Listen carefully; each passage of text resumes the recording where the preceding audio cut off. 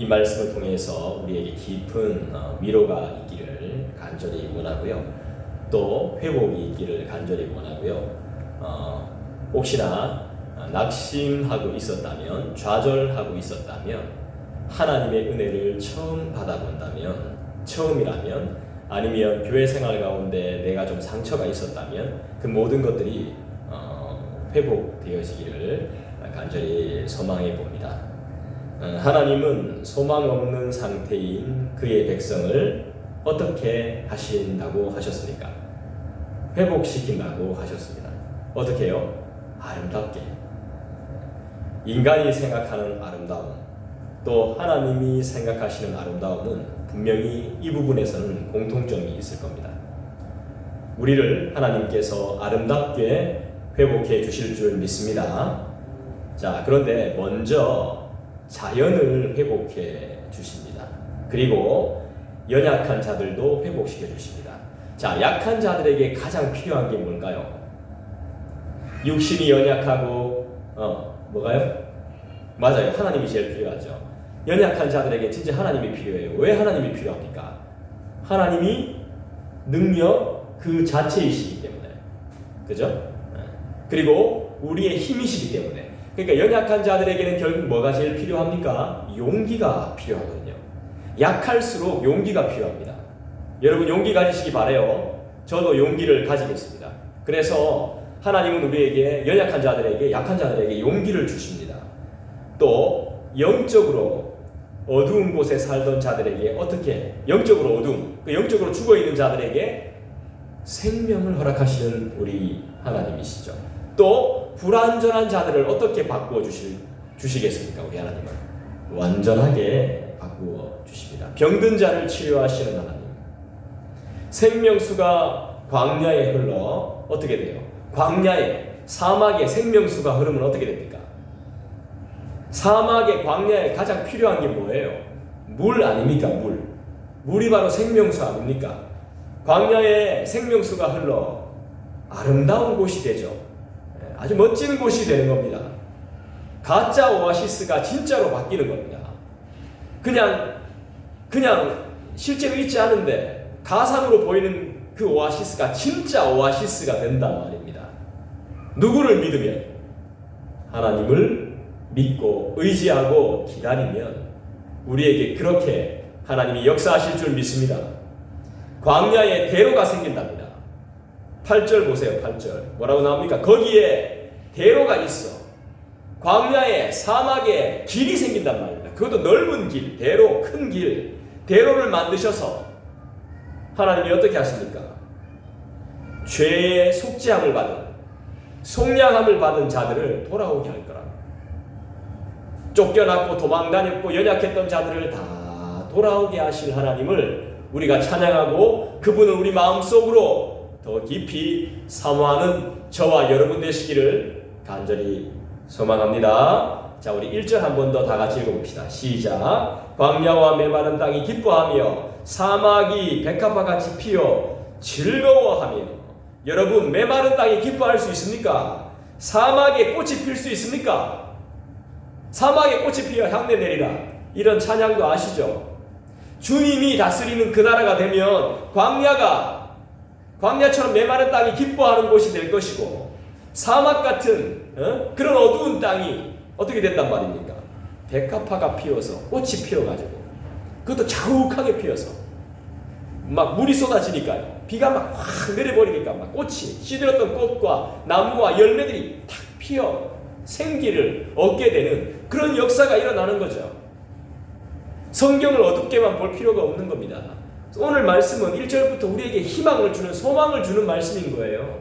다 시들어가고 볼품없고 넘어지기 직전이고 쓰러지기 직전인 것 같은데 하나님께서 생명수를 부어주시니까 그 물을 벌컥벌컥 막 마셨더니 살아나는 역사가, 꽃이 피는 역사가 일어나는 거예요. 할렐루야! 광야와 메마른 땅은 하나님의 백성이 겪고 있는 소망 없는 상황을 말해요. 그렇지만 오늘 말씀은 소망이 있어요, 없어요?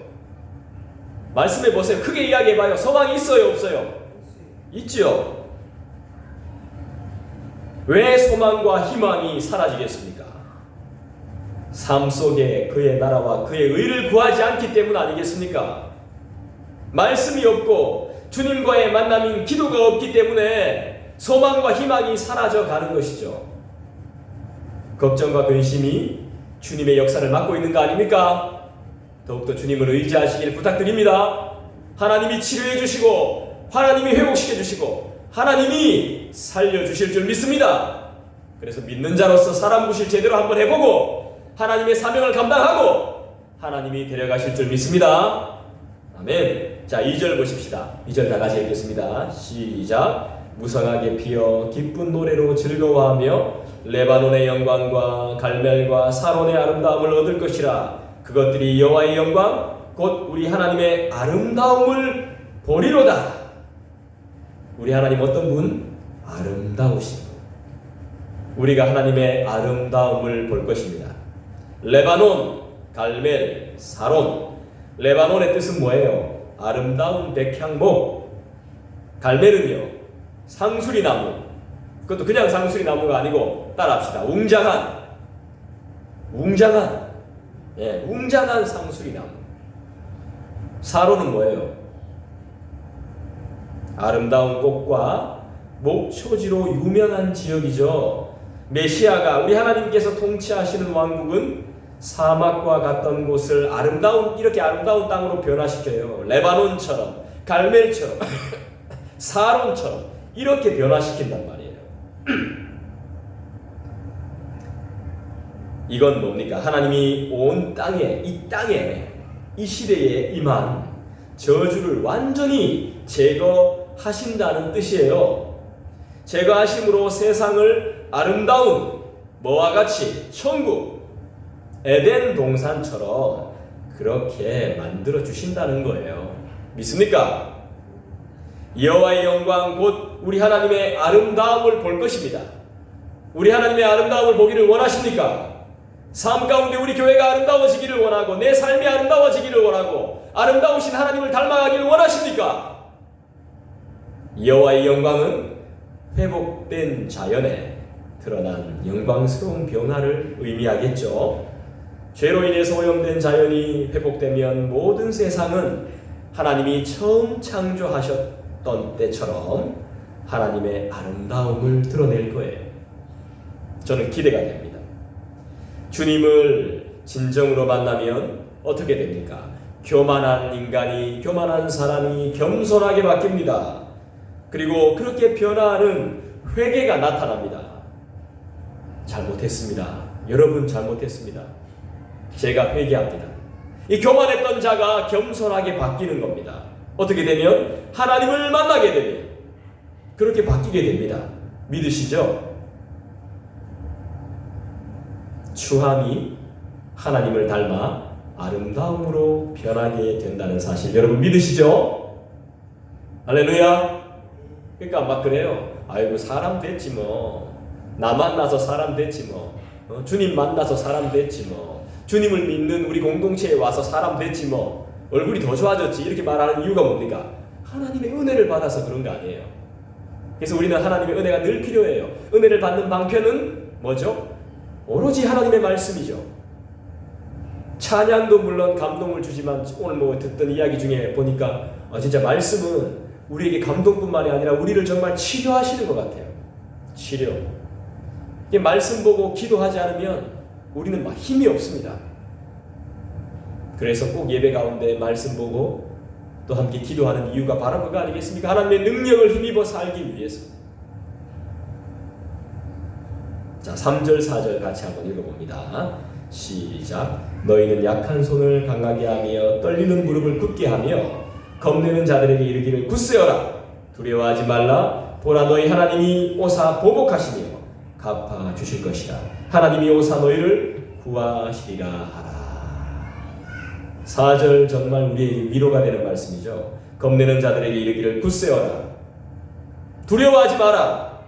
아멘. 보라 너희 하나님이 오사 보복하시며 갚아 주실 것이다. 아멘. 너희를 구하시리라. 변화는 자연에만 일어나는 것이 아닙니다. 변화는 땅에만 일어나는 것이 아닙니다. 연약한 자들에게, 겁내는 자들에게, 두려움이 많은 우리 같은 자들에게 하나 임하십니다. 변화가 나타납니다.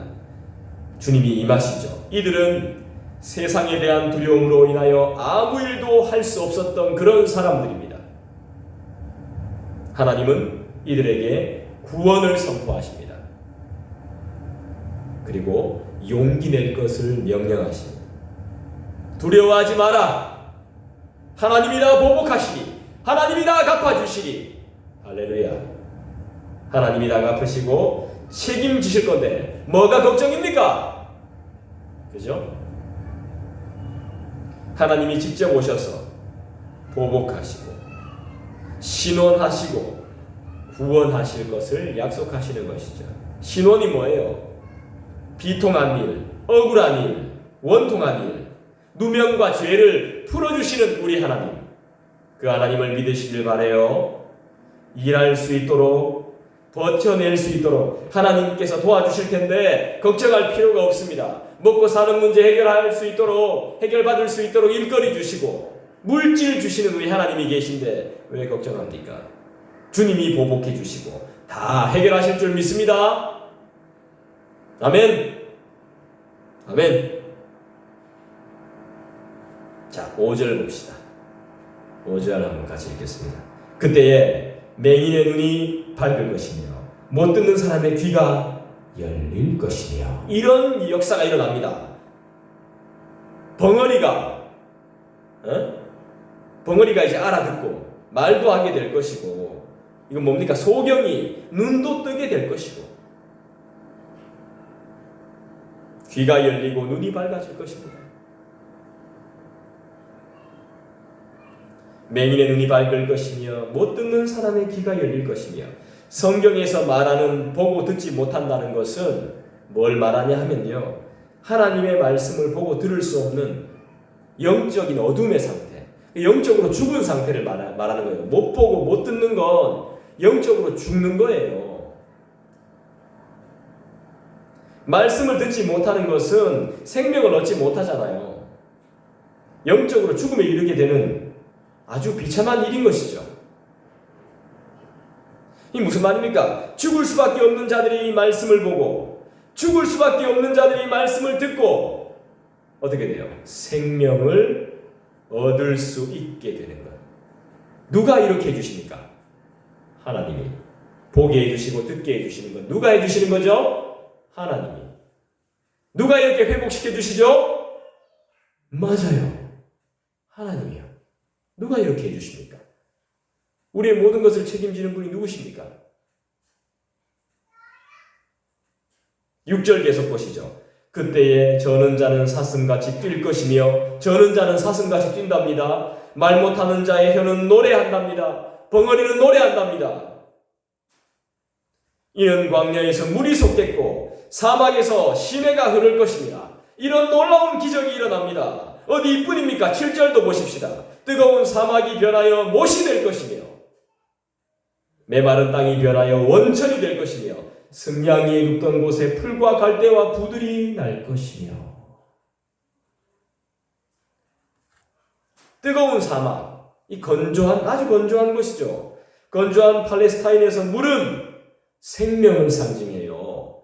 구원을 상징하는 게 뭐라고요? 물입니다. 물. 생명과 구원을 상징하는 게 물이에요. 샘은 생수가 흘러나오는 근원이라는 뜻이고, 예수님을 믿는 자의 배에서 솟아나올 생수의 강과 같은 뜻이죠.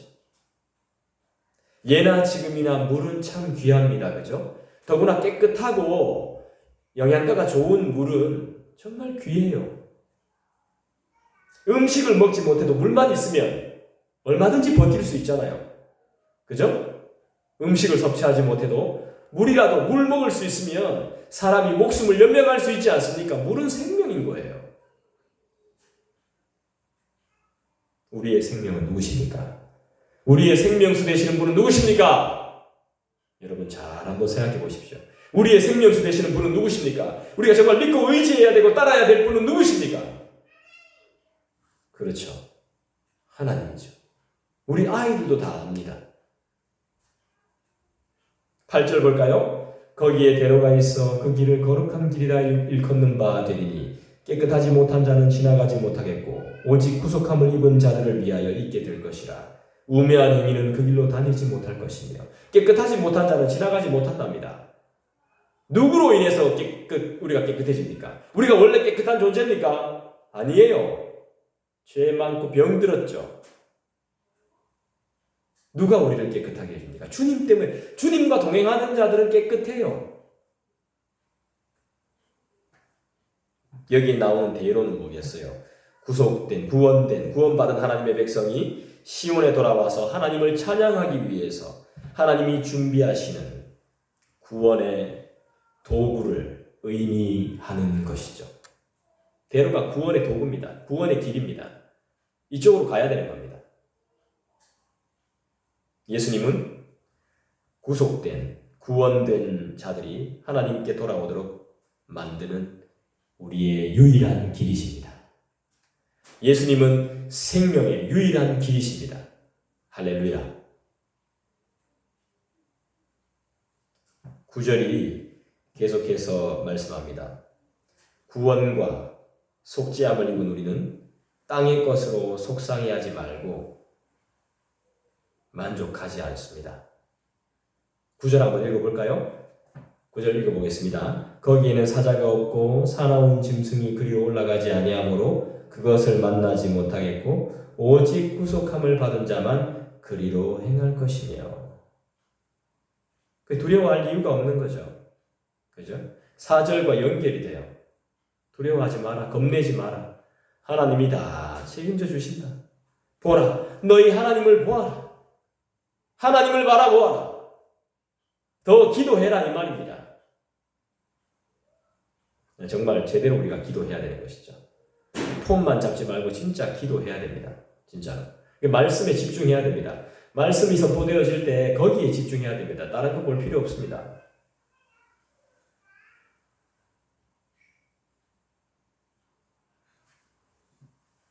우리는 감사할 뿐인 것이죠.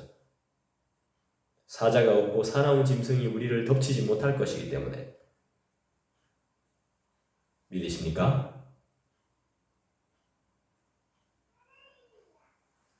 (10절) 볼까요? 같이 읽습니다. 여호와의 속량함을 받은 자들이 돌아오되 노래하며 시온에 이르러 그들의 머리 위에 영영한 희락을 띠고 기쁨과 즐거움을 얻으리니 슬픔과 탄식이 사라지리로다. 슬픔과 탄식이 사라지니까 노래가 절로 나오는 거죠. 그죠?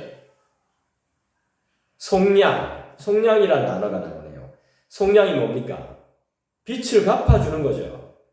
빛이 없어지는 거죠. 그죠? 그러니까 이 속량은 빛이나 의무나 책임을 다하기 위해서 노예로 팔려간 자를 돈을 주고 노예로 팔려간 자들 돈을 주고 다시 사오는 겁니다. 빛을 못 갚으니까 노예로 팔려가잖아요. 사람이 그걸 다시 사오는 거예요.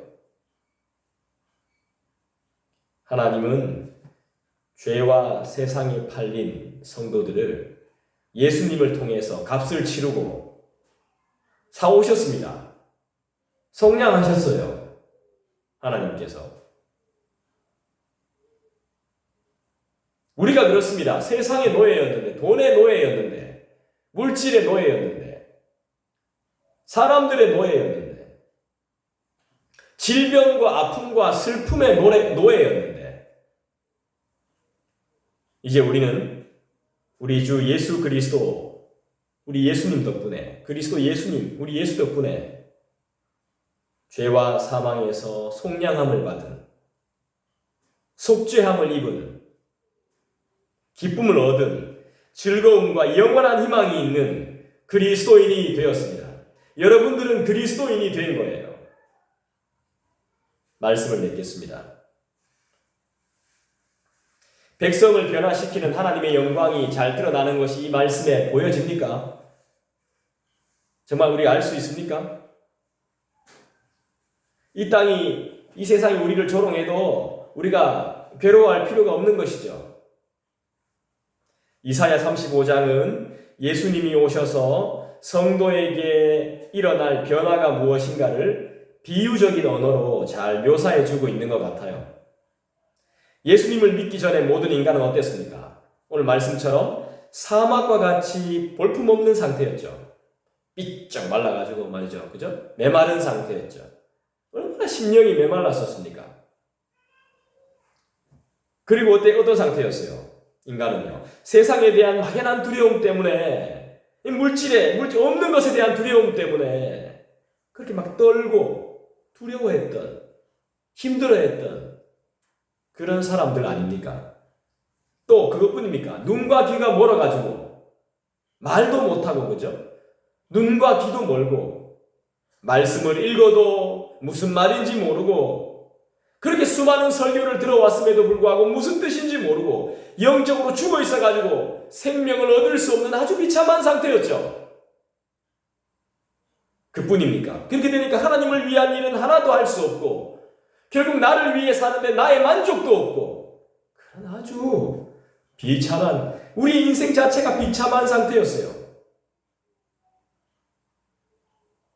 뭐 어떻게 합니까? 그러니까 그분을 찬양할 수도 없는 것이죠. 영적인 생명이 완전 밑바닥이어서 영적인 목마름으로 거의 죽은 상태였습니다. 이런 상태에 있는 사람이 예수님을 만나면 어떻게 변합니까? 사막과 같이 볼품없는 메마른 상태가 어떻게 됩니까? 살이 찌죠. 메마른 상태가 사막이 아니죠. 에덴 동산처럼 되는 거죠. 세상에 대해서 두려움에 떨던 자가 어떻게 됩니까? 예수님을 만나면 두렵지 않죠. 담대해지죠. 강하고 담대해지는 거죠. 무릎을 굳게 하는 거죠. 주먹을 불끈 쥐는 거죠. 용기를 내는 거죠. 예수님을 만나면 또 어떻게 돼요? 눈과 귀가 멀었던 사람이 눈이 열리고 귀가 들리기 시작하는 거예요. 무슨 말씀인지 알아듣는 거예요. 무슨 말씀인지 알아보는 거예요. 분별하는 거예요. 하나님을 위한 일을 하는 거예요. 그의 나라와 그의 의를 구하는 사람으로 변화되더라는 거예요. 그분을 찬양하게 되는 것이죠. 예수님이 오셔서 그의 은혜와 생명을 성도에게 부어주시면 하나님의 영광을 드러내는 아름다운 자들로 변화되어 그 변화를 기대합니다. 내가 변화되고 여러분들이 변화되고 이 지역이 변화되고 우리 교회가 변화될 것을 저는 더욱더 기대합니다.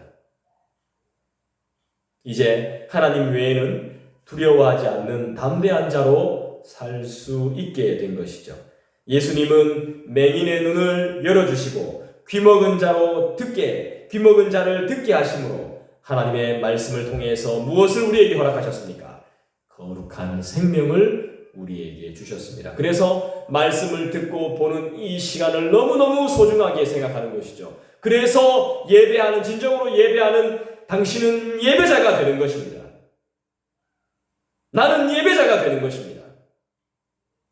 또 자신만을 위해 살던 자들을 하나님 나라를 위한 일꾼으로 하나님께서 그렇게 만들어 주시죠. 내가 이만하면 하나님의 일꾼이지. 내가 남들 도와주고 걱정해주고 그래도 좀 베푸니까. 아닙니다. 그거 말고요. 그건 자기가 기분 나쁘면 얼마든지 안 할 수 있는 거고 계산적으로 도와줄 수 있지만 하나님을 만난 자들은 그렇게 안 합니다. 계산하지 않습니다.